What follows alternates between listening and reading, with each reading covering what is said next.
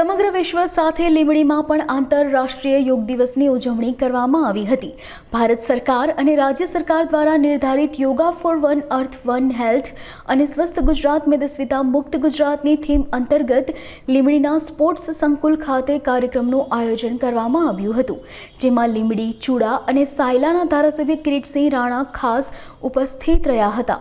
તેમની પ્રેરક ઉપસ્થિતિમાં નગરજનો, વેપારીઓ, કોર્પોરેટરો અને વિવિધ આગેવાનો સહિત મોટી સંખ્યામાં લોકોએ સામૂહિક યોગ કર્યા હતા। સૌએ સાથે મળીને યોગના વિવિધ આસનો અને પ્રાણાયામનો અભ્યાસ કર્યો હતો।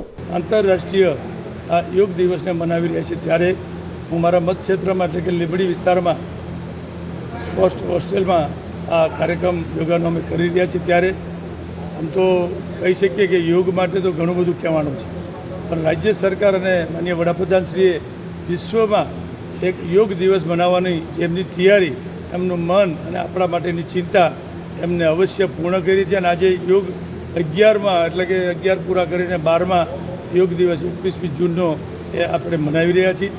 આજે યોગ દિવસ મનાવ્યો છે। અમે સૌએ પણ લીંબડીમાં સૌને હું વિનંતી કરું છું, પ્રેસ મીડિયાના માધ્યમથી, ઇલેક્ટ્રિક મીડિયાથી, કે ભાઈ આપણે સૌએ સ્વયં આ યોગ છે એ વડાપ્રધાન પ્રેરણા આપે છે, પોતે તો કરે છે ને પોતાને કર્યા પછી કહે છે।